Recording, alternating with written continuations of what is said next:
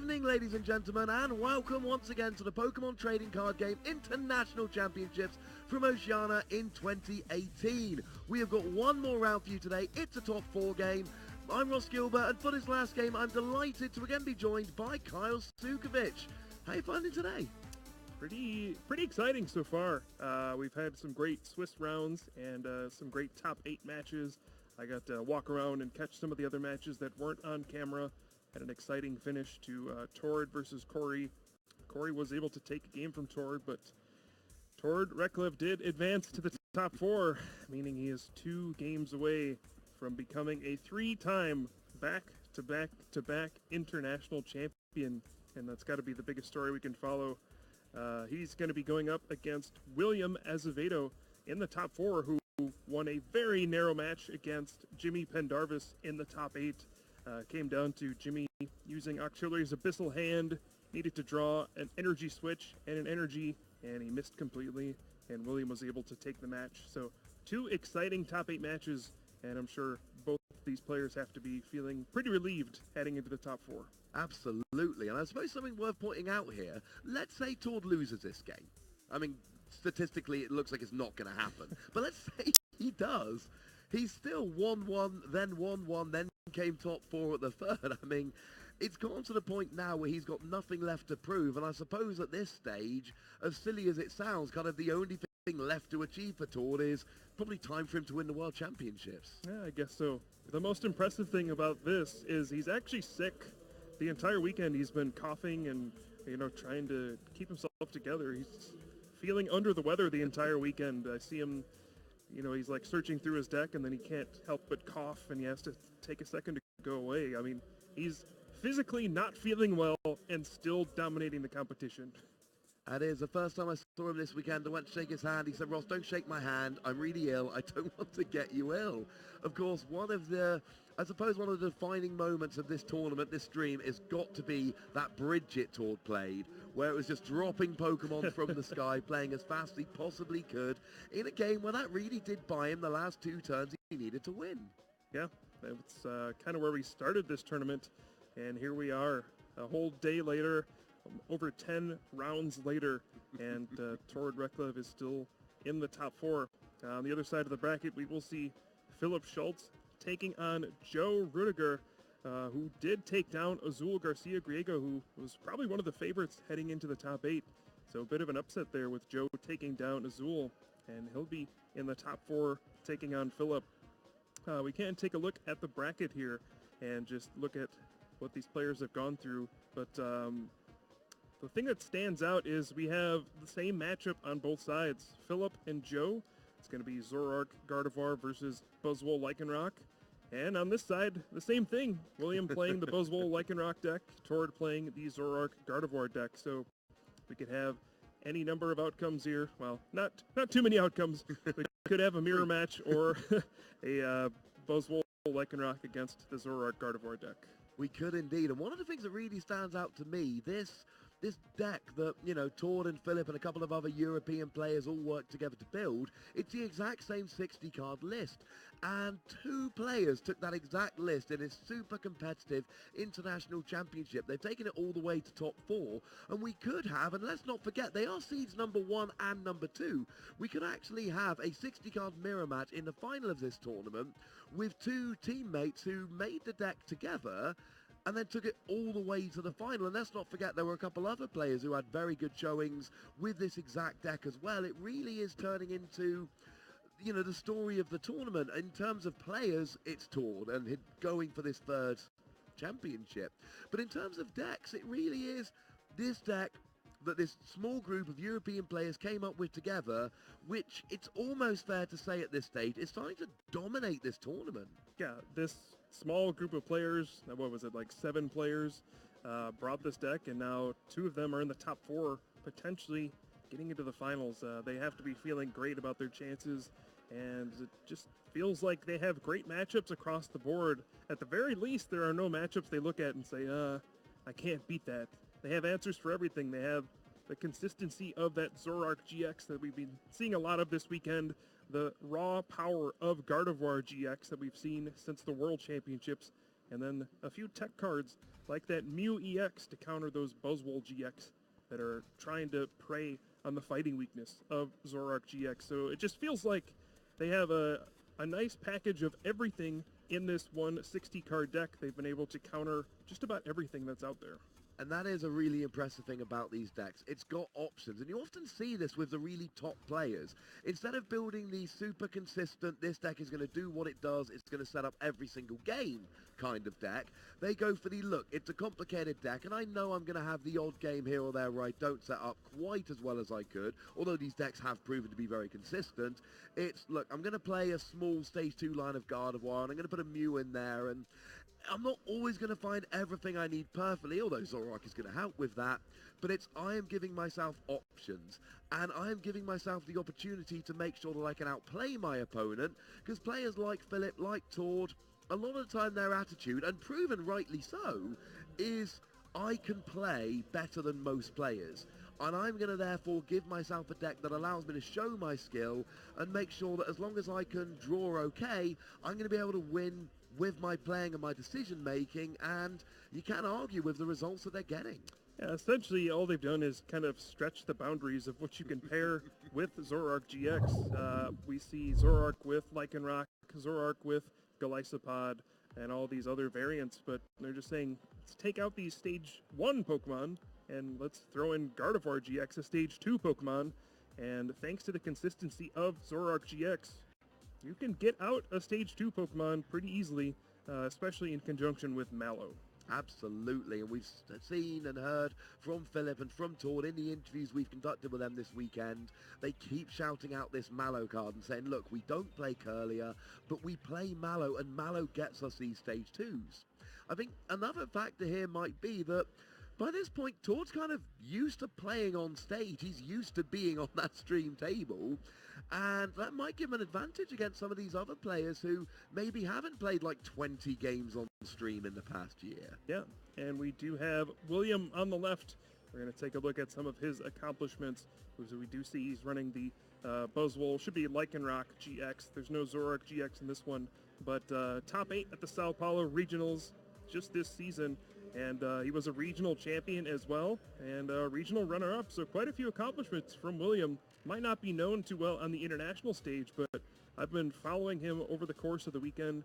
He's fought through a lot of different things. He had to go up against that quad Hoopa deck, and he was able to at least pull that one out to a draw. So he's seen everything. He's survived one top 8 match, but this is surely his biggest challenge, going up against Tord Reklev. Absolutely. Not a player you want to sit down and play against if you're at a regional in Latin America. Now, toward here, we see the Gardevoir and the Zoroark, and we've talked about this a lot. 2017 European International Championships champion. 2017 North American International Championship champion. He was a runner-up at Bremen Regionals. He got top 32 at the World Championships, and when he filled in his accomplishments at the London International Championships, he did win the Strong Time League Challenge. So, you know, something worth noting there. Turns out no matter how large a tournament is, he's always one of those players that's going in, trying to win, give his best at every tournament, and there are not many players that can boast a list of accomplishments like Tord. Yeah, but how many pre-releases has he won? Now that is a question I've never asked him, but I'm going to find that information out. If he makes the final, I will find that information out before tomorrow. Seems like the kind of thing we should be sharing on the stream.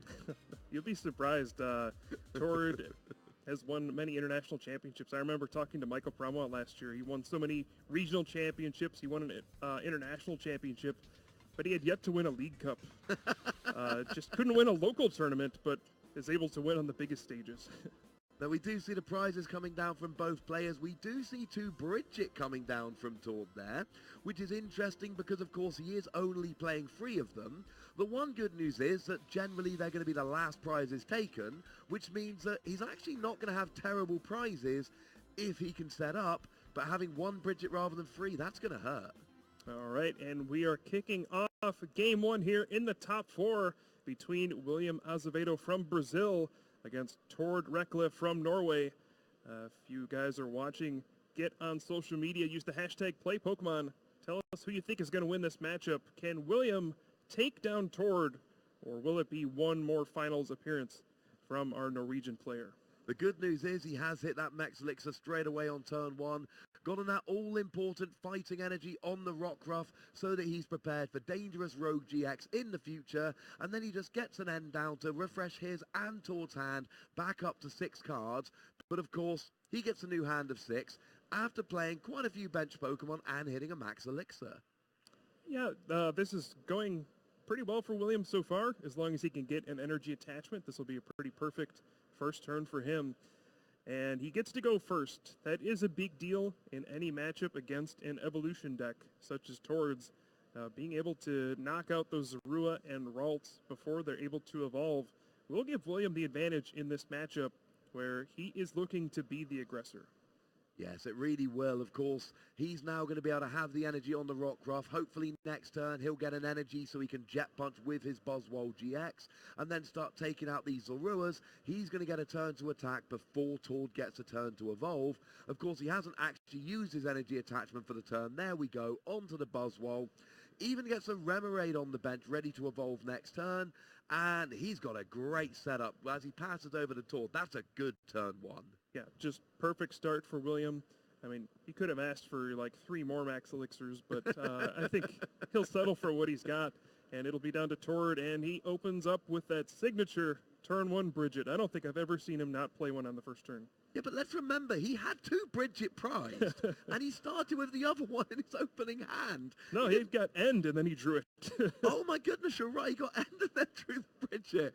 I mean, that's a good start, and he's going to look through here and go, oh, guess I'm not going to be drawing into Bridgets for the rest of the game.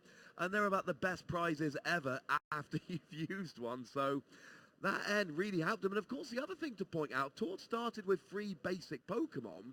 So it really was quite an advantage here that when the end came down, Tord actually had a hand of like 4 cards. And then he started his turn with a hand of 6 cards. That's a big advantage. Yeah, and I mean, it almost feels unfair. Tord is obviously an excellent player, and when he gets these excellent starts like this, it's like, come on, give me a break. He's already a great player. You can't give him good hands, too. Give me a little break. Yeah, it is a little bit unfortunate for his opponent. Now, we do see a couple of Zorua coming down, and we see a 3rd basic. I believe that's a 2nd Routes. He's not had to put a Tapu Lele onto his bench. 2 Routes, 3 Zorua. I mean, this is a very, very nice start to the game here. Yeah, he's even got a 4th Zorua off camera a little bit up top. Yes, that's an excellent point. We just mentioned that. And then yeah, so he's got 4 Zorua, 2 Routes, of course. A lot of the time you see players saving that extra bench space just in case they need to play a Tapu Lele. But as soon as you get 1 or 2 Zoroarks out, it means you don't need to play Tapu Lele anymore because you can just trade away and draw those extra cards. So he fills up his bench turn 1, but he's got to be feeling good. If he gets an energy attachment down now, it's basically the perfect start. Yeah, and even if he doesn't, this is not like the Lycanroc version of the Zoroark deck. You can afford to miss energy attachments on the first turn because Gardevoir GX can attack for a single energy. It can use Secret Spring to accelerate extra energy in play, so you're not as punished if you don't get that first turn energy attachment with this deck. Absolutely. It's not the end of the world there because a lot of the time you just need that double colorless energy. I sometimes find it's nice to stash fairy energy onto a Rouse, but then again, that's when we see Guzma coming down to target it. So we do see an Ultra Ball coming down from William here, and I was going to say Octillery, and just as I'm about to say it, he puts it to the front of his deck, just to make sure he doesn't have these Zoroarks to use trade, but it does mean that he can use Octillery and that Abyssal Hand to draw until he's got 5 cards in hand every turn. He doesn't really need that Lycanroc this turn, because he's probably just going to be using Jet Punch to KO a Zorua. Maybe you evolve it up to give it a bit of protection against a Guzma and a Riotous Beating, but generally here, he just wants to KO a Zorua. Yeah, so one of the interesting interactions I think we're going to see in this game is the Mew-EX on Tord's side. We've seen it a lot against Buzzwole GX as William does hit a Max Elixir there. That's going well for him so far. Mew-EX has been seen plenty of times already this weekend to knock out Buzzwole GX for just a double colorless energy thanks to the Psychic weakness. And it's been interesting to see how all of these Buzzwole Lycanroc decks have answered Mew-EX. There's been a Mewtwo we saw. Typically, we just see Lycanroc GX attack it and knock it out. William actually plays one non-GX Lycanroc, and that means with a strong energy, Choice Band, and Regirock down, he can hit Mew-EX for 120 damage and a knockout, so he probably has the cleanest answer of all to an opposing Mew-EX. I wonder if we'll see that come up at all. I do hope so. That's a card I'm a very big fan of, and you're right, it's a great answer to Mew. We did actually see William there after he hit the max elixir. I believe there was a manual attachment to that Buzzwole, which is just slightly off the top of the screen there, but he did actually manage to completely empty out his hand, and then Abyssal Hand for 5, so even though he had the KO on the Zorua there, 30 damage on the next Zorua, he's also able to really start setting up his bench. He's got the 2 Rockruff, one with an energy, he's got the Octillery ready for Abyssal Handing, and he's got that Buzzwole there, which I believe has 2 energy attached to it. So he set himself up really nicely there. Yeah, he's doing everything he needs to do right now. Getting a quick knockout on that first Zorua, putting damage on a benched one, saying, hey, you need to evolve this, or else it's going to get knocked out by Jet Punch, and Torrid does evolve that one Zorua. But I think William's kind of bracing for what Torrid does on this turn. He's hoping that Torrid does nothing, and then he can just continue to Jet Punch for knockouts. But he's trying to prepare his benched Buzzwole in case Torrid gets Rare Candy, Gardevoir GX. He's got an energy on the Rockruff in case he can go for the dangerous Rogue GX. Hitting those max elixirs and getting to go first has allowed William to spread his energy in a way where he can prepare for all of Torrid's threats. And I do like this a lot. I mean, we do see a strong energy on that benched Buzzwole. Torrid does play a single copy of Enhanced Hammer, which could come up, of course. Yeah. Speaking of could come up, oh, that was beautifully timed. But of course, as Philip said to me in an interview we had a few moments ago, one-ofs are actually 6-ofs. Because not only do you have Puzzle of Time, you've also got Gardevoir's GX attack. Yeah, and also Mallow to search for them. So it's not like you're just blindly drawing into these 1 copies of cards. You can search them out. You can use things like Gallade's Premonition to look at your top 5 cards. And of course, Zoroark's trade ability gets you a constant flow of resources. So yeah, single card techs like that are pretty powerful in this kind of a deck. Really does help. We do see Torrid having a Gallade now in the active. He did get that Rare Candy with the Gallade. Obviously, Gardevoir a lot of the time is slightly better in this matchup because it does match up quite nicely against Lycanroc and against Buzzwole. But of course, you get that Premonition ability that allows you to just rearrange the top 5 cards of your deck with the Gallade there. And it's not a bad attacker at all, doing, I believe, 130 for a double colorless energy, as long as you've used the supporter this turn. So it's not the most immediately useful card right this second, but it certainly could come in handy later in the game. Yeah, this is not like against Zoroark GX matchups where Gallade can get 1-hit knockouts, but it's still pretty annoying to deal with. It's going to get a 2-hit knockout on Buzzwole GX, and there's no clean answer for William. In a lot of ways, it's the most efficient attacker Torrid can have against this kind of a deck, besides maybe Gardevoir GX. But of course, when you're only playing 4 Rare Candy, or 3 Rare Candy, sorry, it becomes quite difficult to actually judge when you get that Gardevoir. You've got to take advantage of getting the Gallade when you can. Speaking of taking advantage, Torrid now has 3 Zoroark on the bench, which is pretty nice. He's going to be trading for potentially up to 6 cards per turn, but apparently he's going to play a Professor Sycamore for the full 7 cards first, and I believe that was the fabled Empty Hand Sycamore. Yeah, his hand's not going to be empty very long.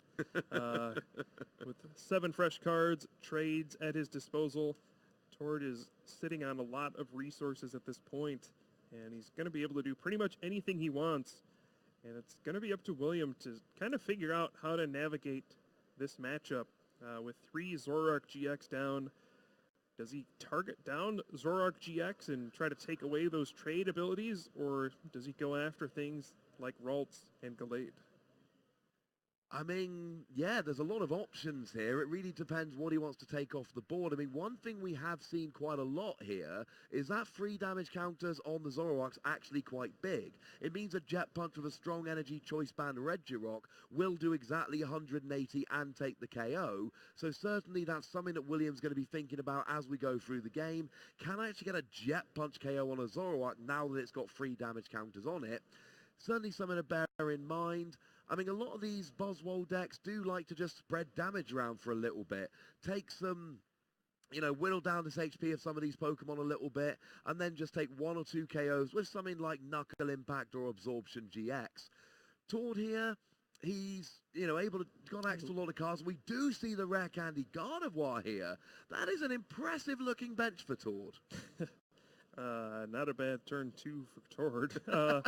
He has evolved all 5 of his Pokemon, but no energy. So even after all of that, no attack from Tord, and now William might be able to jump out to a bit of a lead if he can find Lycanroc GX or Guzma here, and the right combination of cards. Maybe take down one of those Zoroark GX and jump out to a bigger prize lead and, attack while Tord seems to be missing some crucial cards. And that is at least a little bit of a boost for William. Of course, you sit there and your opponent's going Zoroark, Zoroark, Zoroark, 2 stage 2s using rare candy. At least for William's point of view, Tord did miss the energy, which means he didn't get an attack off. William's now 1 prize up.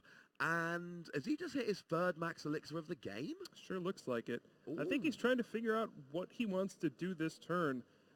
Does he want to try to knock out Gardevoir GX? He does have his GX attack available, and Dangerous Rogue GX from Lycanroc GX would actually get the knockout if he gets a strong energy or a choice band.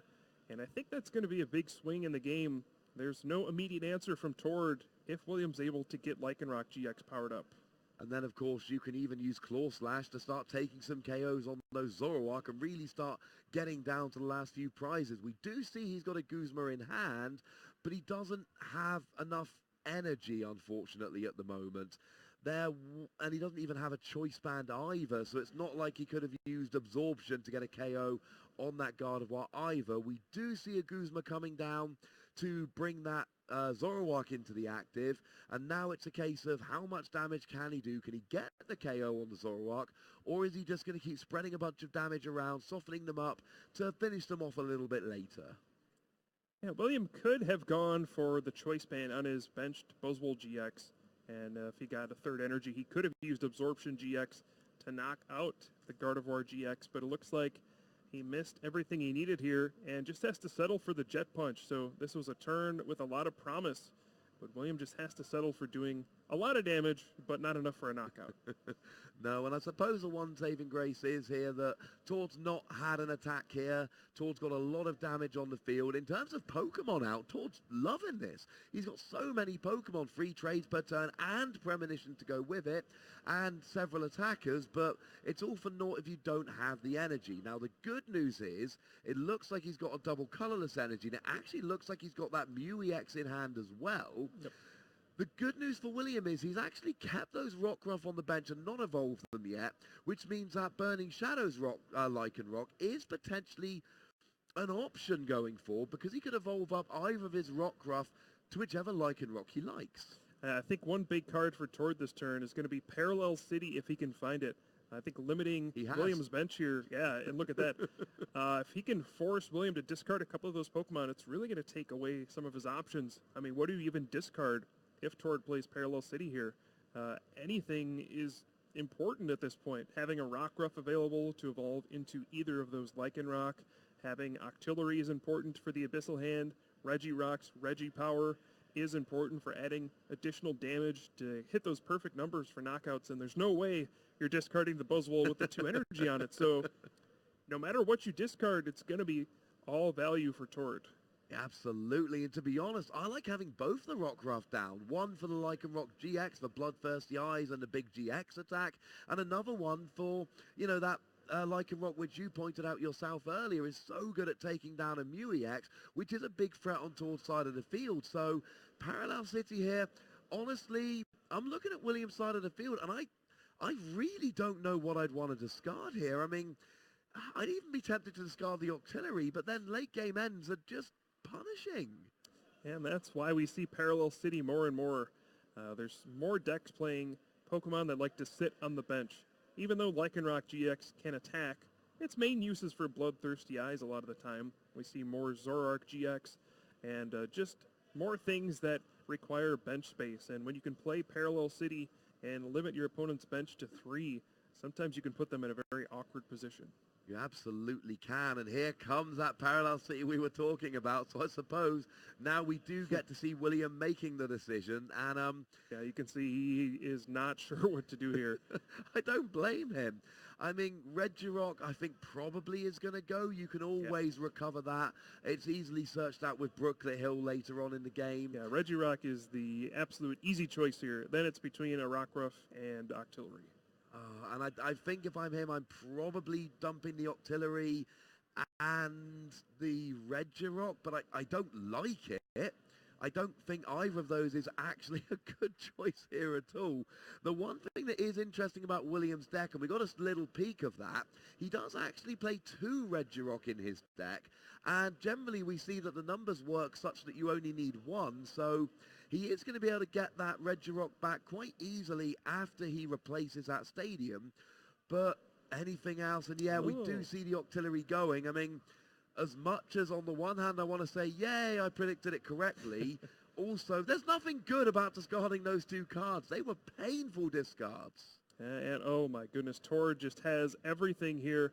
Gets the Mew-EX with the double colorless energy, and Guzma onto the Buzzwole GX that has the 2 energy on it already. And we see Tord starting to turn the corner here. He's going to take this 2-prize knockout, and he's got a full setup here. All of his Pokemon on the bench are evolved, and what can William do from here? I mean, unfortunately, it's going to be a very long uphill climb. You saw how excited Tord was with that Guzma. It's almost like he was worried that William might discard that Buzzwole to take those prizes off the board, and Tord was quite excited when those prizes were still left there. Interestingly enough, he did actually, it looks like, draw his 2 Bridget off his prizes, which they're going to be nice fodder to discard with trade, which is quite nice, but they're not really going to advance his board position other than that. Of course, I suppose we could follow that up with the question of, does he really need to advance his board position? Probably not. The question for me is, what does William want to do here? So I think clearly he's going to get Lycanroc GX on this turn. Which Pokemon does he target down, though? Does he knock out the Mew-EX, knowing that Guzma can bring out Buzzwole GX and get another easy knockout? Or does he go for the Gardevoir GX, which is probably the longer-term threat? I'm thinking at the moment the Mew is something that William needs to take out. I mean, he is clearly going for the Gardevoir here. Cheers for that. And I think if he wants to win the game, this is what he has to go for. He's going to force Tord to have some extra resources next turn. He's going to force Tord to have another Guzma to take down that Buzzwole GX. But beyond that, Tord doesn't have anything on the board that deals with Lycanroc GX easily. Gardevoir GX is his best attacker against Lycanroc. So getting rid of that while he can, that might be Williams' route to victory. Absolutely. I mean, the issue with the Mew is Tord's going to have a Guzma. Between the trades, the puzzle of times, and everything else, he's going to have it when he needs it. But I think you're right. That Gardevoir is such a big threat in the late game. It's almost like Williams going to have to let Tord go down to 2 prizes remaining. But at least then there's a Lycanroc. Maybe it starts using Claw Slash to take out those Zoroarks on Tord's side of the field, at which point it's going to be hard to get rid of the Lycanroc. It's kind of been, it's going to be a 2-hit KO. Maybe you end up using Gallade Sensitive Blade, for instance, to get rid of it. We do, however, see William getting this Remoraid back here saying, look, I didn't want to get rid of that Octillery. I'd quite like to have it back next turn. Yeah, you can actually see a path to victory for William at this point. He gets the 2-prize knockout here. Sure, Tord can then Guzma out the Buzzwole, but he'll go down to 2 prize cards and then doesn't have an easy knockout on Williams' 1 remaining Pokemon GX, so he probably won't be able to win in 2 turns, where as William probably will be able to. He can get the knockout here, go down to 3 prize cards, and then Tord goes down to 2. Then William could just attach a strong energy, Claw Slash, knock out the Mew, who'll go down to 1, and then if Tord can't knock out the Lycanroc, it's just Guzma, game over.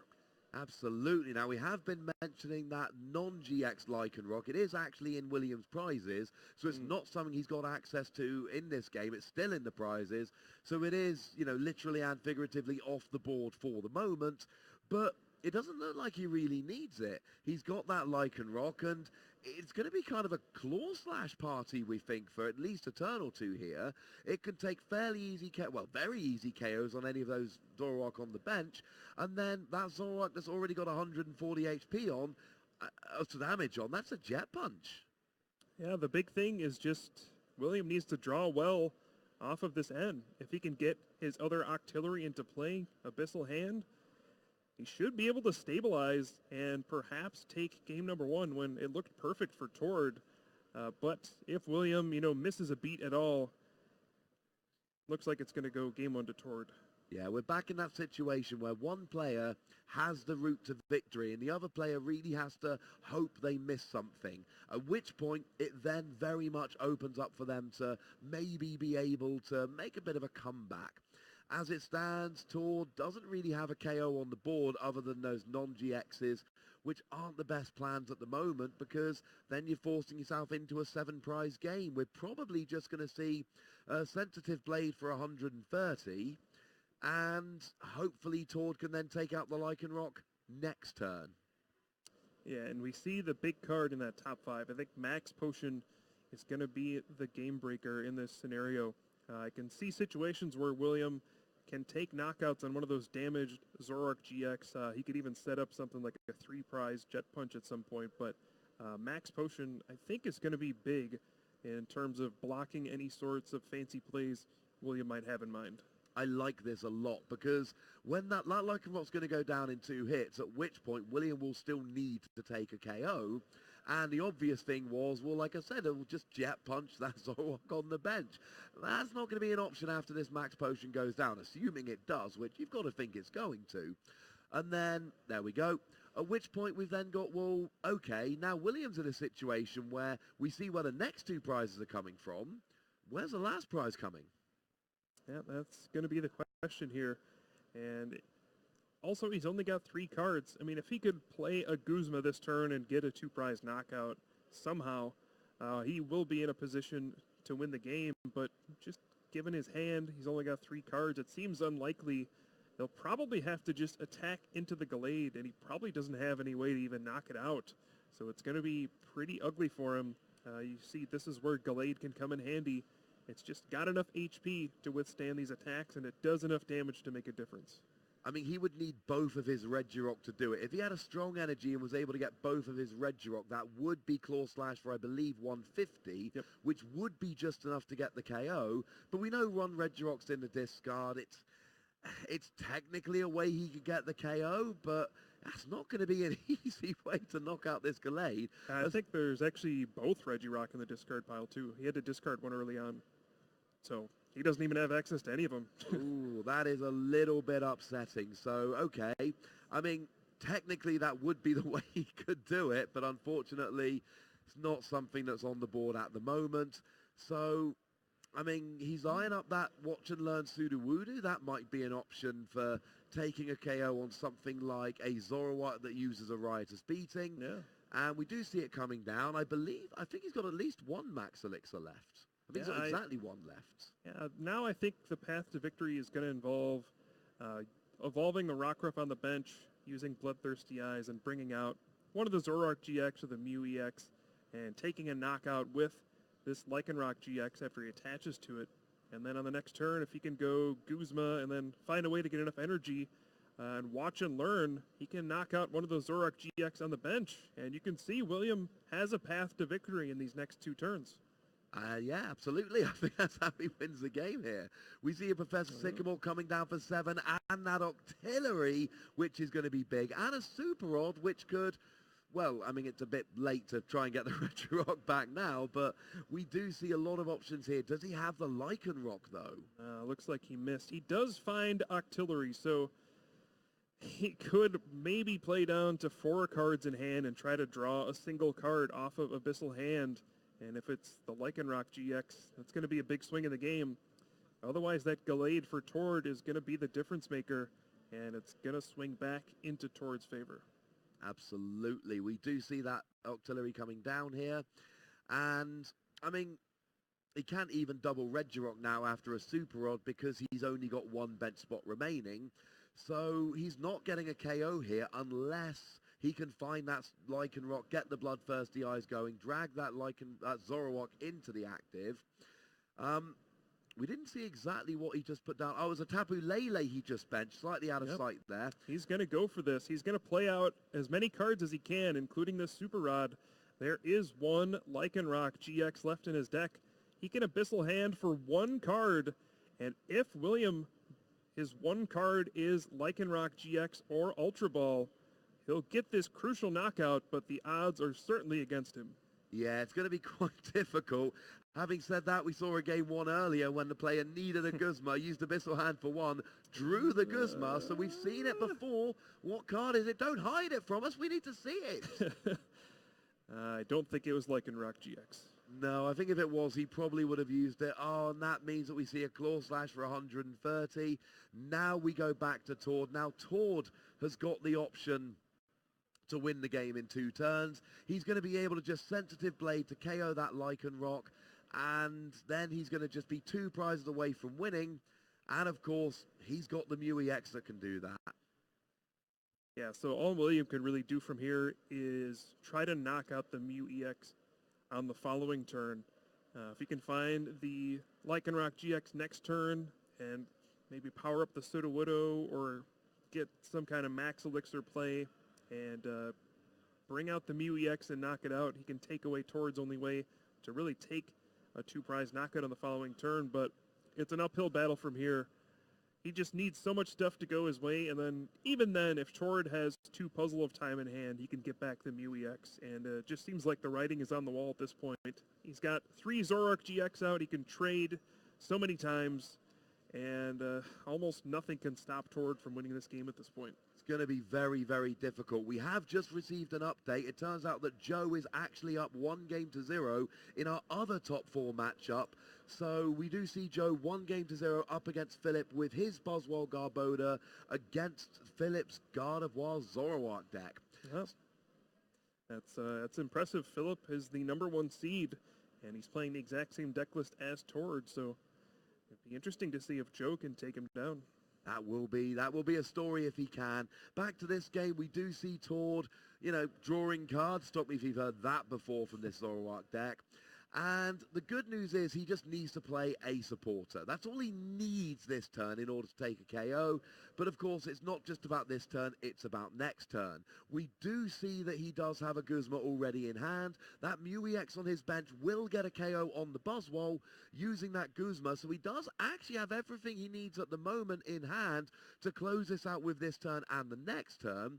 So if you're William, you've almost got to kind of ignore the Gallade next turn and really try and take out that Mew to stop this play where just Mew KOs Buzzwole and wins next turn.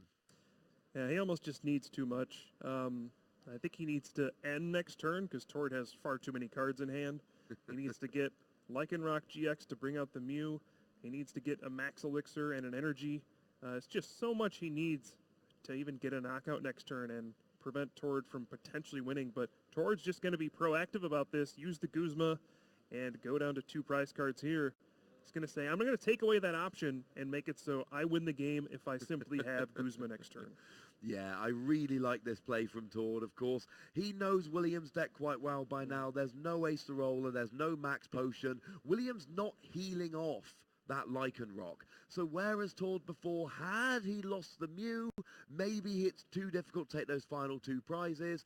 Now there's that Lycanroc on the bench, and it can be KO'd by a Gallade, or it can be KO'd by a Zoroark, or to be honest, it could even be KO'd by a Tapu Lele with a double colorless energy. Yeah, and Tord used 2 Puzzle of Time to get back 2 Guzma, so that even if William plays N, now his own Tapu Lele GX is an out to get those Guzma, just maximizing his odds of drawing the game-winning card next turn.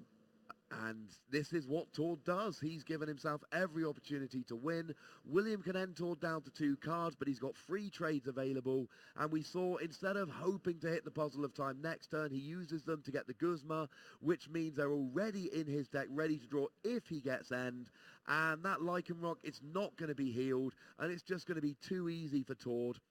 It's just going to be a Guzma. There's way too many Pokemon on his bench that can get the KO. Tord's deck sometimes has trouble taking these big KOs with these Pokemon that are hitting 120, 130. That is not going to be difficulty this game. So I think it's fair to say that unless something very bad happens here, Tord's going to win game 1 on his next turn. Yeah, and William looked through his discard pile. He found his multi-switch, which would have been one way for him to power up his Sudowoodo and perhaps knock out this Mew-EX. As it stands, left to find his final max elixir. And if he doesn't, I mean, the writing is on the wall here. He needs so much. He needs one fewer card because now the Mew-EX is active. So if he can go max elixir and N towards, oh no, the Guzma is going to go after that Zoroark GX. That's probably going to wrap up this game. Now Tord just has like 12 cards in his hand, and we know 2 of them are Guzma. Yeah, we know Tord's got the Guzma. We know he's got 2 Guzma, as does William, because he used double puzzle of time to get them. And here we go. Tord does take game 1 with that Guzma, KOing Lycanroc with whatever he feels like. And he now does take the advantage in game 1. So as it stands at the moment, we've got Tord Reklev with his Zoroark Gardevoir list being 1 game up on William Azevedo and his Buzzwole Lycanroc list. And in the other top 4 game, we have got Joe with his Buzzwole Lycanroc deck being 1 game up against Philip with his Gardevoir Zoroark. So same matchups going on twice, but they're going in different directions at the moment. So far, yeah.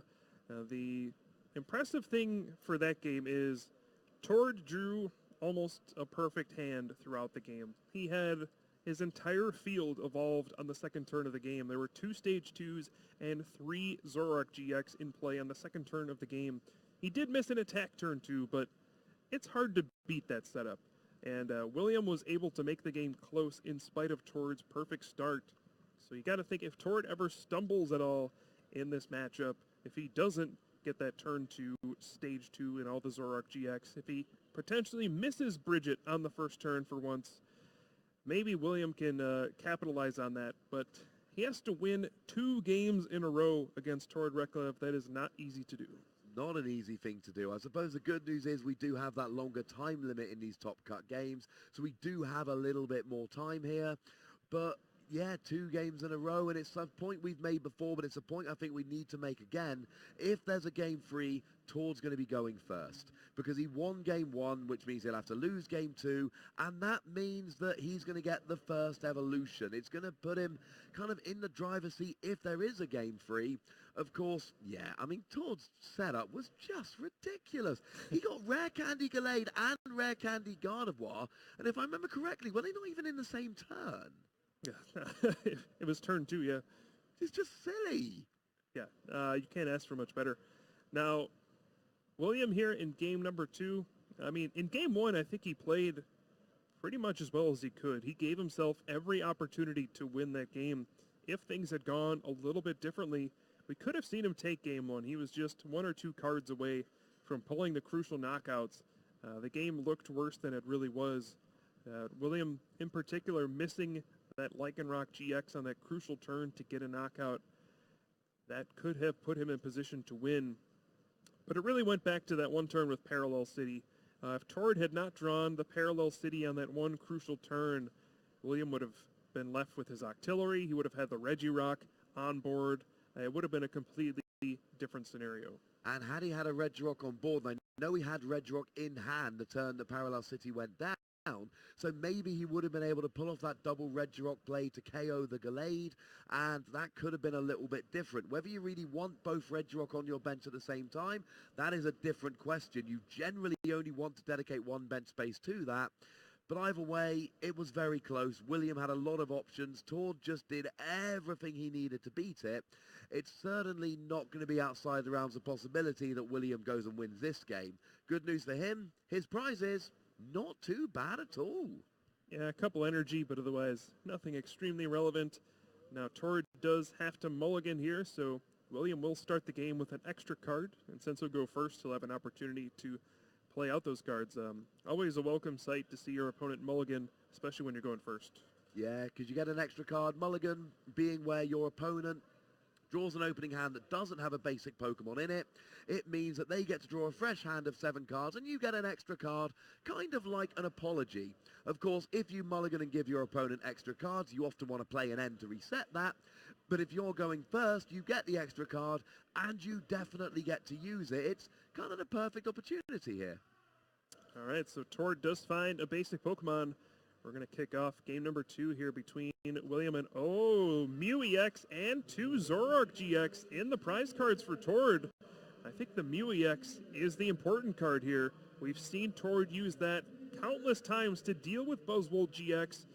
Now he won't have access to it. And that is going to hurt. And of course, the two Zoroark, we saw him having 4 Zoroark, or at least 3 Zoroark in play, using those trade abilities. He's going to be limited to 2 if he can find both of them.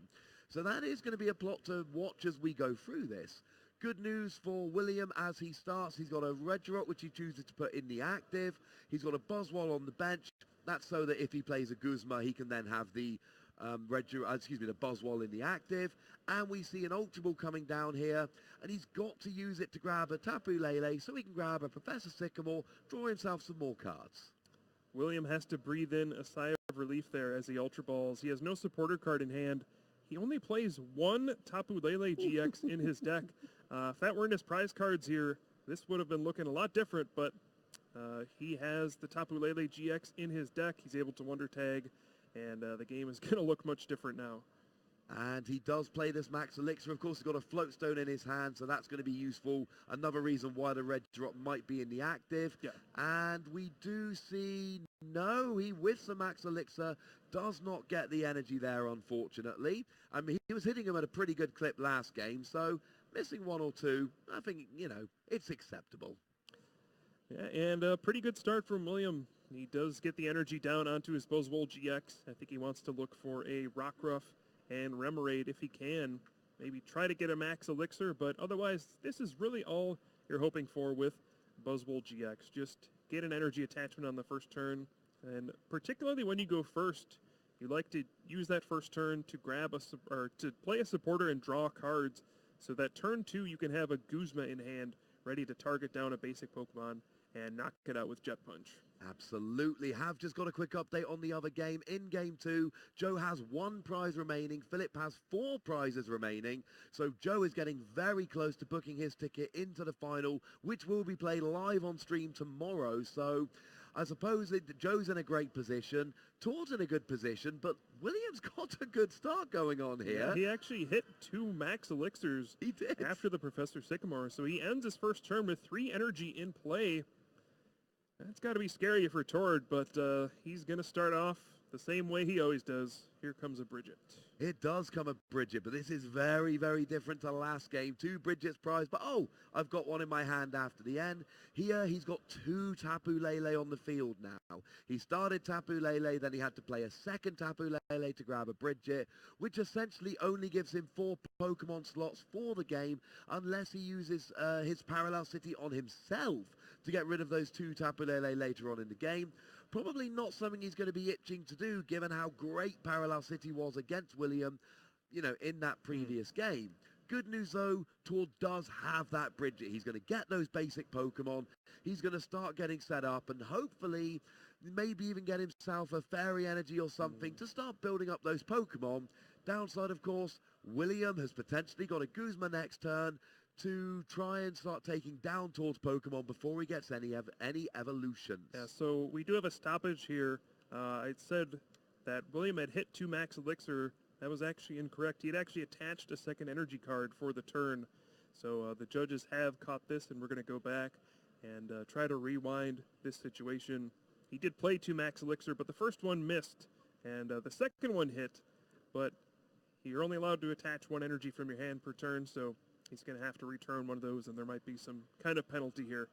We'll let the judges sort that out, but either way, a great start for William.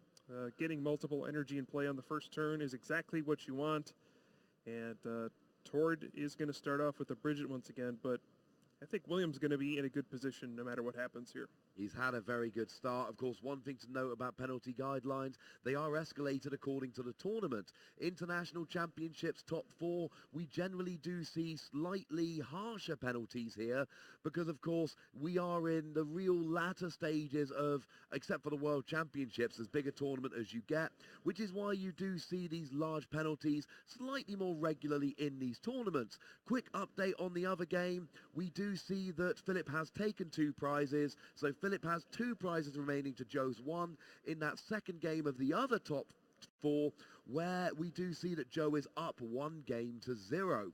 I like having these updates, especially when we've got a little bit of a break in the action. It's certainly when I'm sitting at home watching the streams and it goes to top 4, I'm always sitting there thinking, okay, but what's happening in the other top 4 game? I want all the information that I can. And it looks like this has been resolved. William has to return one of the energy cards to his hand. I think he'll be given some kind of penalty, but the important thing was the game didn't get far enough where we couldn't rewind at game state. Nothing else happened. He didn't shuffle his hand into his deck or anything like that. It was simply one of the energy he played goes back to his hand, and everything should be good.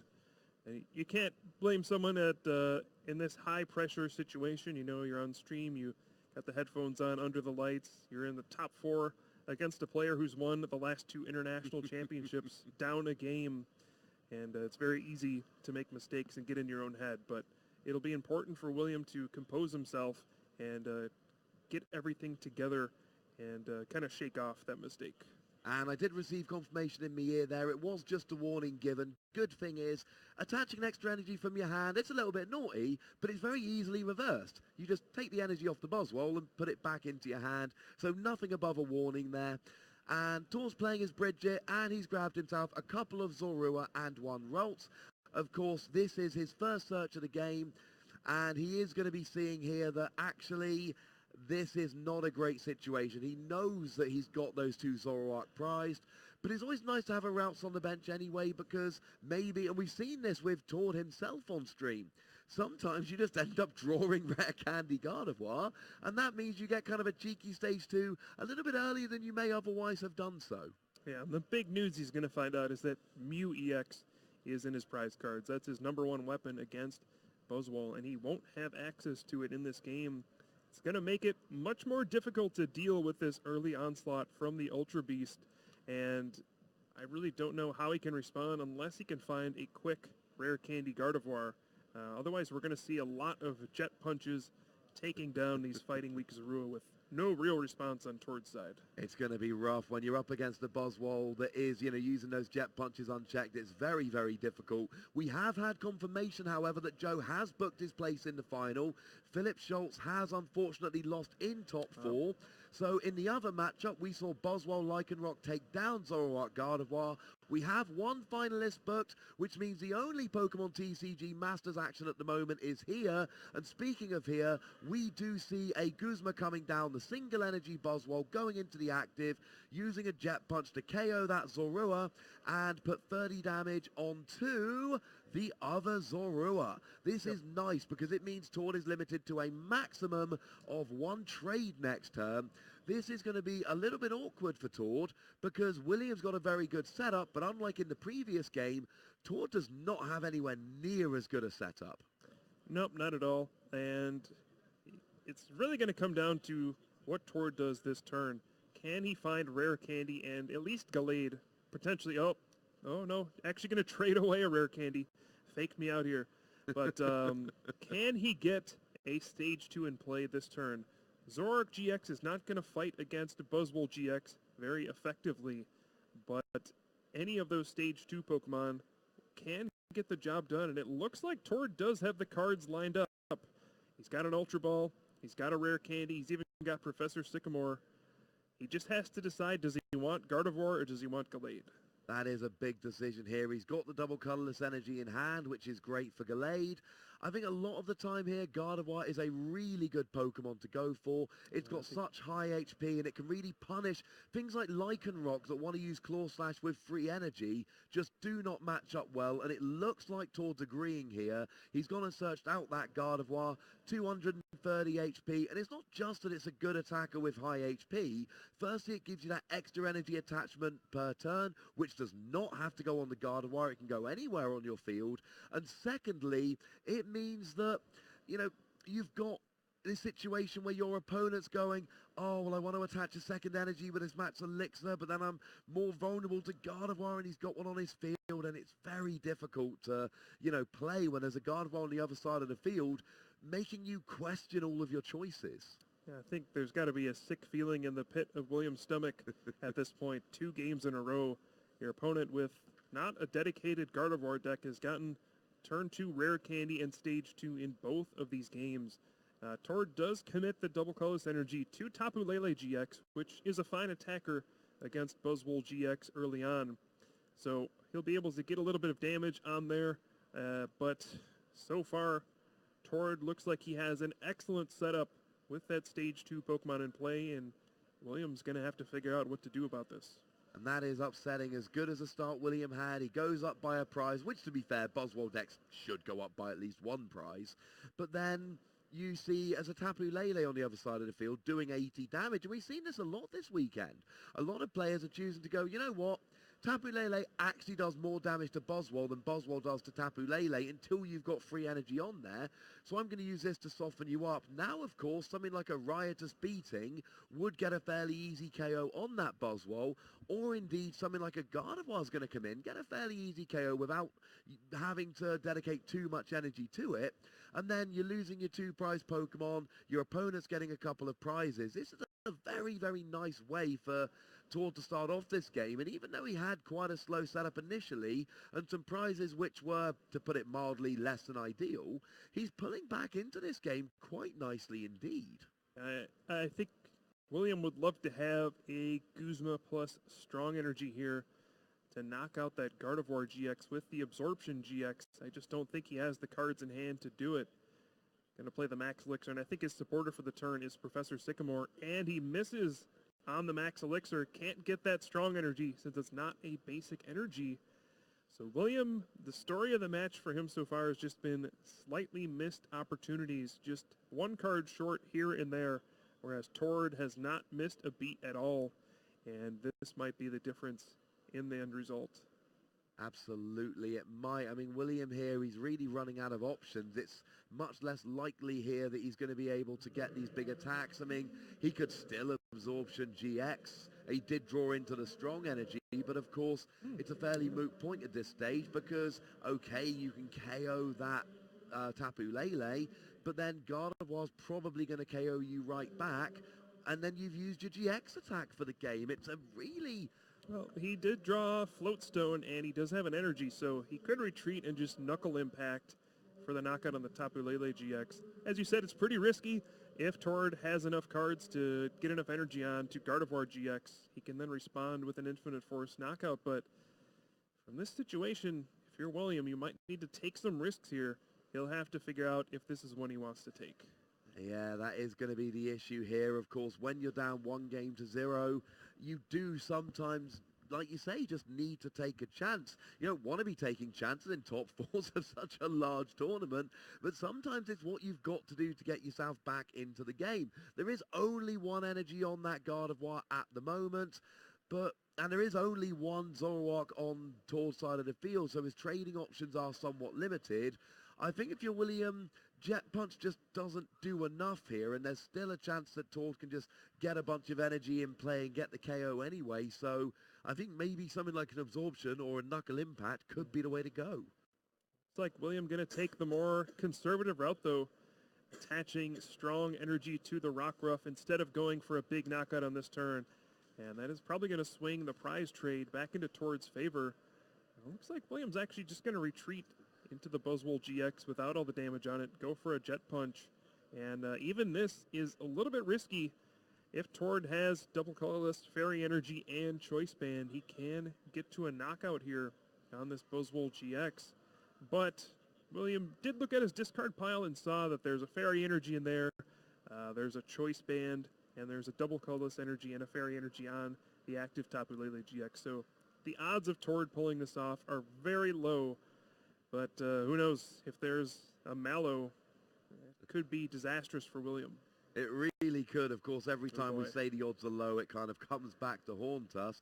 We see at the moment in his hand, in Tord, he does have the double colorless energy, but not the other pieces.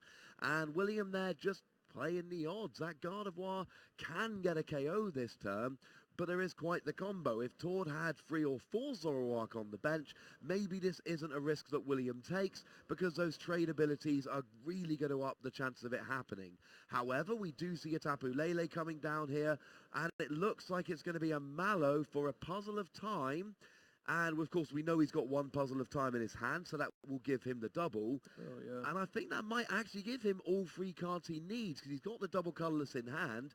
He needs a Fairy Energy and a Choice Band. If those cards are already in his discard, I think Tord might actually be able to pull this off here, get the KO on the Buzzwole.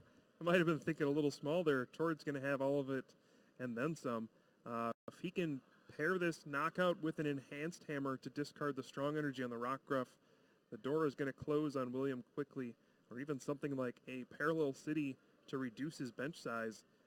There's so many things. Tord just has so many cards in his hand already. He's got the double colorless energy. He's got one Puzzle of Time where he can mallow for one Puzzle of Time and then an extra card. This is not going to be a fun turn for William, but Tord should be able to get the knockout here. The only downside is that he did have to bench a 4th Pokemon in order to take this knockout, so that does open him up to Lycanroc GX's Dangerous Rogue GX. Can knock out the Gardevoir GX, and then as we've said before, Tord doesn't have any great responses to Lycanroc GX when his Gardevoir gets knocked out. Yeah, that is absolutely a great point there. I mean, we do see, I think Tord was eyeing up a Field Blower as his second card there, trying to get rid of some of those float stones, maybe that Brooklet Hill to stop more of those fighting Pokemon coming out. Yeah, maybe even just the float stones to prevent free retreating and Max Elixir, setting up a Pokemon to Max Elixir to the bench so then you can retreat with float stone. Discarding float stone ends up being a pretty big play a lot of the time. Yeah, especially on a deck that relies on Max Elixir, which can only attach basic energy to your benched basic Pokemon. So we are going to see a single trade here, but of course after the Mallow, we know exactly what Tord's going to get. I believe it's a Puzzle of Time and a Field Blower, which means he's going to have everything he needs. And he had the Enhanced Hammer in hand already, which is why he didn't grab it with the Mallow. So he's actually going to get rid of the Float Stones and the Strong Energy while taking a KO. This is a monstrous turn for Tord. It's not fair, Ross. He has everything. Every time. He really does. And of course, at the beginning of the game, I said, well, Tord's deck, he's not gone for full consistency. What I mean by that is he's playing stage 2s and stage 1s. Obviously, he's made a deck which is very consistent. Of course, a 4/4 Zoroark line and free Bridget. That'll help. Oh, he can actually just commit all the energy to the Tapu Lele GX instead. That is 6 energy and 2 on the Buzzwole, plus the Choice Band, so that is exactly 190 damage. Now he doesn't have to put his Gardevoir GX in danger. Yikes. This is a scary Pokemon to deal with as well. Now William needs to deal with this Tapu Lele GX, leaving the Gardevoir pretty safe. Absolutely. I mean, I believe a 2-energy Tapu Lele with a Choice Band would be able to get the KO for William here if he's able to hit some kind of Max Elixir, or I believe he plays Multi-Switch in his deck. Yeah, and with the 40 damage on there, he doesn't even need Choice Band. Just 2 energy, that would be 8 combined, so that would be a clean knockout. Yeah, of course he needs to get the 2 energy here, which is obviously the big challenge. It's not that easy. If in a deck that plays double colorless energy, Tord probably wouldn't have made this play, because the chances of just a Tapu Lele with a double colorless energy return KO just too high. As it stands, getting a Max Elixir or a multi-switch with that second energy, it's not that likely, but it looks like at the moment, unless we see a similarly Max Elixir or multi-energy with a Lycanroc, which is pretty much off the table now in terms of Max Elixir, that would be the only way for William to respond. And it looks like he's going to face down this Zoroark, but he's leaving the Gardevoir and the Tapu Lele on the bench not being hit. Or at least not being hit for more than 30 damage. Yeah, I think William's trying to find some way to get knockouts here without committing extra energy. If he puts all of his energy on a single Pokemon, it's very likely that Gardevoir GX can respond with a knockout. If he can attach an energy somewhere and get a knockout with this Buzzwole GX that's got the energy on it already, perhaps he can make some magic happen, but this just does not look good for our Brazilian player at this point. Tord has gotten another perfect start in this game, and you can see when this deck draws exactly what it needs to draw, it is nearly unstoppable. It really is, and it's attackers. It's having options. Tord is now in a position where, Tapu Lele's gone down, that's all right, I can probably respond with a Gardevoir. Gardevoir goes down, that's all right, I can definitely respond with the Tapu Lele.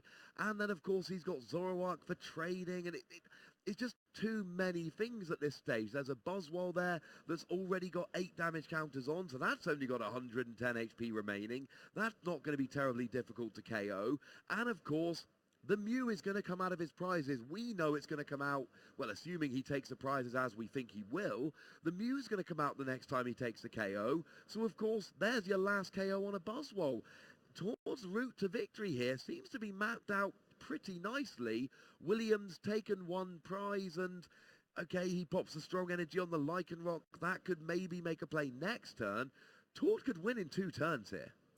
Yeah, the only hope for William now is he did play the N. He has to hope that Tord just misses once. Just misses a double colorless energy or a Floatstone or a Guzma. If he goes 1 turn without finding something, this could be the opening William needed to come back. But, I mean, with a trade and an N to 4, it just seems so likely that Tord will draw something to move this Zoroark GX out of the active position. And given the fact that we've watched Tord for long enough to know he'll probably get what he needs to finish out this game. Of course, once again, we see this vaunted Brooklet Hill for nothing play, just so you can search through your deck. Brooklet Hill, like we said before, your deck is a secret. Tord knows he's not playing any Fighting or Water Basics. William knows Tord's not playing any Fighting or Water Basics, but that's all right. It means he can still look through his deck, assess his options, count the outs that he's got, and that is going to inform his play. He can see what is statistically likely to happen. So this is pretty nice for him, to be perfectly honest. It gives him that extra information that informs his play in what might end up being the closing stages of this top 4 game. Yeah, as Tord was flipping through his deck there, I did notice a lot of the cards he needed were still in there. I saw both double colorless energy, Floatstone, a couple Guzma. So he might not have any of them in hand. He might be completely reliant on this trade right here to draw one of those crucial cards he needs to move this Zoroark GX to the bench so he can attack once again. Can he find it? Yeah, nothing yet. He does have Professor Sycamore, though, so even if he fails the trade, he can Sycamore for 7 more cards, and he'll probably find double colorless energy or a Floatstone.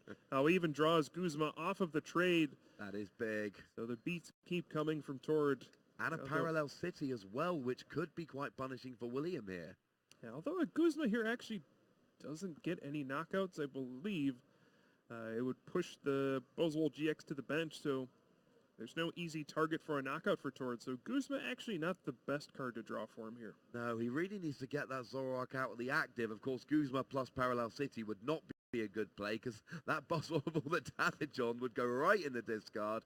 So, I mean, he could play the Professor Sycamore. He does play 1 copy of Floatstone, so maybe he could play the Professor Sycamore to search for that Floatstone, or even just a double colorless energy, because let's face it, he's going to get the KO. Well, he would need 1 more basic, but he's got at least a routes in hand, so that's doable. So it could be here that he actually, no, he is going for the Guzma. He's bringing that Lycanroc up into the active, and I don't know what exactly he's going to be trying to attack it with here. He is going for the Tapu Lele, it looks like. Now, that Tapu Lele's got 6 energy.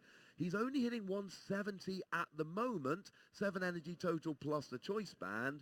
So, I mean, with another double colorless energy, he would actually get the KO. I mean, it's like we're playing with Mew-EX again. Yeah, I don't think Tord really cares about getting the knockout here. No. It's just he wants to soften up the Lycanroc GX. He knows he's far enough ahead in this race where if he can soften up one of William's attackers and make it so that William can never get 2 attacks off with the same Pokemon, he's just going to eventually win the game. So we're going to see a big attack, not quite enough for a knockout, but what can William do to respond? Going to be tough. And of course, you know, one point we've already made. William's not playing any healing cards. There's no Ace Roller. There's no Max Potion here, which means that Tord, and by now Tord knows that. So Tord knows that that damage is staying on there. It's not like when you're playing against one of these Zoroark Golisopod decks that plays multiple ace roller and a whole bunch of puzzle of time, that damage is staying there. Tord's got 4 prizes remaining, and there's 2 heavily damaged EXs on William's side of the field, at which point Tord can basically take KOs with whatever he feels like. And although William might have a fairly easy KO on the Tapu Lele and might have a fairly easy KO on that bent Zoroark, that's 4 prizes. William needs 5, and Tord's going to be taking KOs in the meantime. I still think Tord's in a great position to win this game. I think he's got the easier route to victory. Yeah, Tord is definitely favored in this game. Just can William find any way to claw his way back into this game? It all turned around on that big turn where Tord was able to get that Gardevoir GX out. And that Tapu Lele GX has been putting in quite a bit of work. The other problem is William's hand currently is terrible. He has a bunch of cards he can't play. He's using this Super Rod, and I think he has a Brooklet Hill. And I think it's just going to be Abyssal Hand for 2 cards. And he doesn't even have an energy in his hand. He needs to draw something here to even have a chance to stay in this game. It's just rough at this stage. I mean, if he played double colorless energy, he could Claw Slash, but he doesn't. Maybe if he's got an energy and a multi-switch, he can get a Claw Slash off with Lycanroc, but then he's just leaving that heavily damaged Lycanroc in the active to get very easily KO'd by a Gardevoir. So, I mean, at this stage, maybe he can start using Jet Punch again, get some more damage on the field, but he doesn't really have enough energy to do any big attacks and really start taking KOs with his Pokemon. Even that Tapu Lele's still got 100 HP remaining, which is not the easiest thing to KO. Jet Punch takes a while to get up to 100 damage, so we're looking at William's side of the field here, and he gets a second energy, and it's got to be a dangerous rogue KO on the Tapu Lele. That's really all he can do to stay in the game. I mean, he's got to take a knockout here. He can't just let Tord attack again without putting up any sort of comeback. This is not looking good for him, but the other option was to just lose right away. Yeah, and, you know, as much as you don't really like using your only GX attack of the game to KO a heavily damaged Tapu Lele, it was literally the only way to get a KO. Of course, this Gardevoir is going to come up now. It's already hitting for 90, which is more than enough to take the KO. So this single energy Gardevoir will get the KO, and we do see the Max Potion coming down here, completely healing that heavily damaged Zoroark. Yeah, and that's just one more obstacle for William to fight through. That was one of the potential targets for him to go after for easy prize cards with a Jet Punch, and now the damage has just disappeared.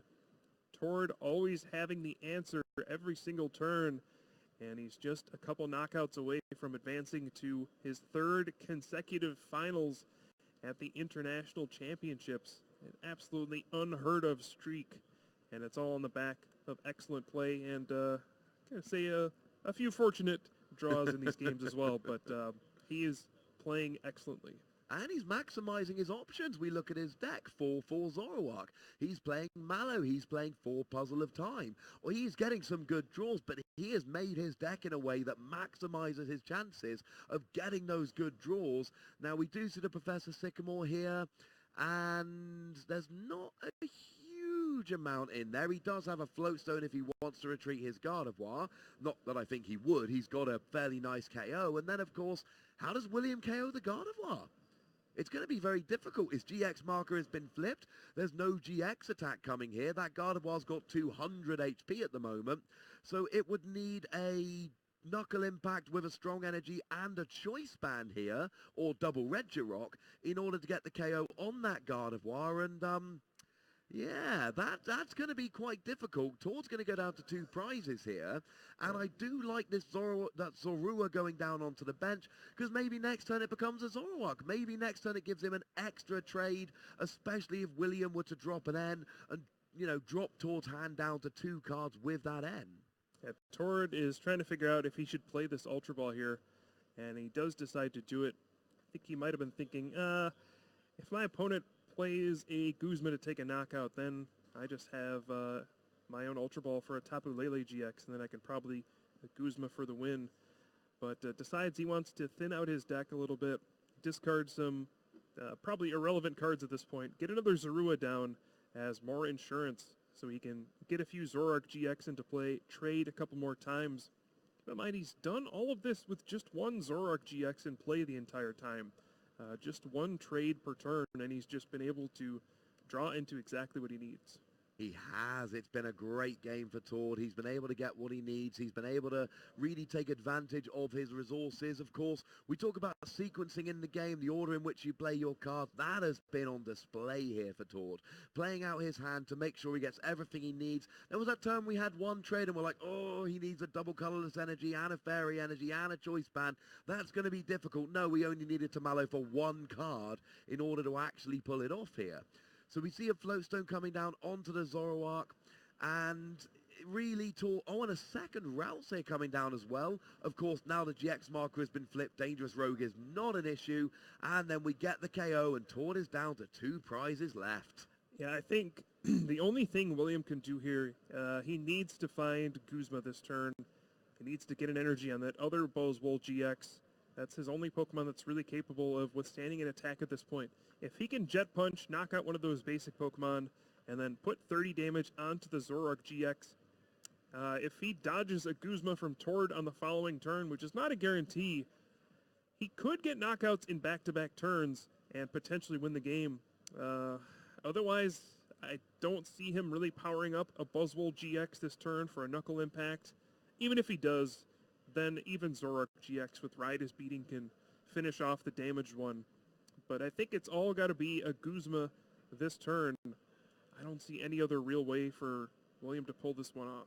No, not at all, I'm afraid. He needs to KO a Zorua this turn. He could even maybe try and get a 2-hit KO on a Routes on the bench, just hoping that it doesn't get evolved, which, of course, with free rare candy and no Curlier is far from a given. We do see an N here. That's going to put Tord down to 2 cards remaining in his deck, lower the odds of him having a Guzma, but it also means that William is not taking that prize on the Zorua that he needed to take. This is actually brilliant. This is another way William could win. I don't think his odds are great, but with all the Regirock Strong Energy Choice Band, he's using Jet Punch for 100, and that means it's a 2-hit knockout on the Gardevoir GX. So if he can do 100 and probably 30 to a Ralt, since that's the least likely thing to evolve, he can set up a 3-prize Jet Punch on the following turn. Again, he needs to dodge a lot of things from Tord. Max Potion, Guzma for the game, all sorts of things. But this is the one play William could do to give himself a chance to win. And Tord's going to need something to respond. Otherwise, William's going to steal this game. Absolutely, and we do see the 2-hit kill on the Routes there. Like we said, it's not that likely to evolve. Of course, the Guzma here makes this a moot point. It's a big trade. What does he see? Oh, I can't see his hand. I know he had at least one Puzzle of Time in there. I don't know if he drew a second. I mean, if he doesn't evolve that Route or get the Gardevoir out the active or play a Guzma, then he passes and William just says Jet Punch and takes us to a game 3 with very, very little time remaining. And, oh, he's not showing us his hand. I know Tord has a rare candy in hand, but he does not have a stage 2 to go with it. Oh, we do see double colorless energy. He might be forced to retreat. And yeah, he's going to play the N for the turn. This almost assures that William will not lose this turn. Even with the Fairy Energy and a Choice Band, that's not enough damage. It'll go up to 180 with Infinite Force. So William has found the one way to perhaps win this game, and Tord is now on the back foot. For once in the match, he has missed the game-winning card. And can William capitalize? And that means, of course, that during the next turn, if Williams managed to grab a Guzma, and he's got Octillery, so those 2 cards are not the only one he's got.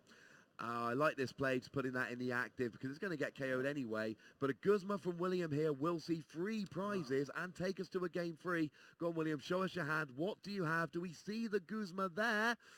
Oh, you got to think he'd have slammed it down if he had it. Oh, that is not great. But he can attach an energy and a Abyssal Hand for 2 cards. It's an N and a Floatstone. Not quite what he's looking for. I think he probably will want to play the N here, though, so that he can potentially draw into Guzma for the next turn. I don't know if he wants to Jet Punch here and take the knockout on the Ralts. Then it just allows Tord to promote a different Pokemon, and it even opens up bench space for Mew-EX, which he does not want to do. So I think William probably wants to pass the turn and leave the board the way it is. and kind of hope nothing changes, and that next turn he can get that game-winning Guzma. Ah, he was so close. Yeah, I think you're absolutely right there. That was setting up for a beautiful free prize turn. I was thinking about the Mew, of course. Tord had already attached a double colorless energy to the Gardevoir last turn. Mew wasn't an option, but it did get me thinking that, you know, Tord benched all of those Pokemon earlier on to maximize his odds of hitting what he needed, but maybe saving a bench space for a Mew to KO a Buzzwole could have been one option. If he draws a double Puzzle of Time, he can grab a Mew and a double colorless energy from his discard and then potentially go and get a KO. That's not an option at the moment, not with a full bench, and William does choose to take the KO. He's going to Jet Punch. This leaves the opening for the Mew-EX. Can Tord get it down? Ooh, that doesn't look good. Oh, 2 Zoroark, though. Actually, He's that got looks lots excellent. of Oh, trades. my goodness. That is a really great draw. We heard the crowd reacting there. They knew what those Zoroarks meant. Lots of potential trades. And I think we might be seeing another Brooklet Hill. I wonder if he'll get anything from it. Wow. So now the end of 2 turns into 6 additional cards for Tord. Ross, do you think he's going to draw what he needs off of these 3 trades? You've got to think he will. I mean, as it stands at the moment, it's not actually a KO on the board. He will need some energy here. Right. But, I 2 not great cards to start.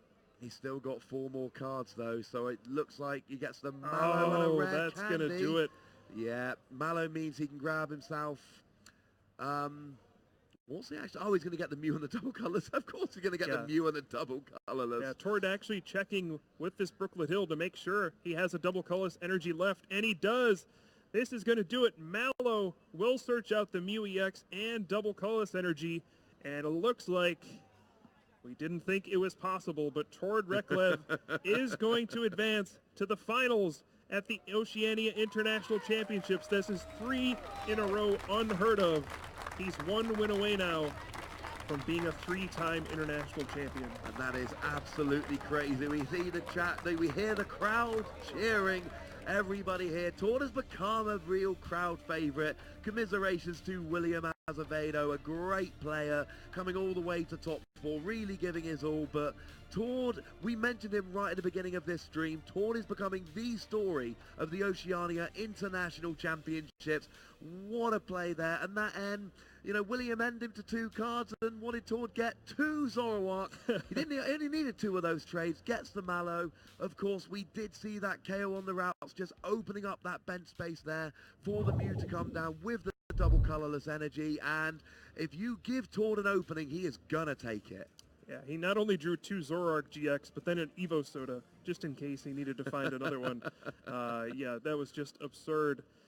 Congratulations to Tord Reklev, once again advancing to the finals here at the International Championships, but excellent play from William. I know a lot of people don't recognize his name, but I think they will now.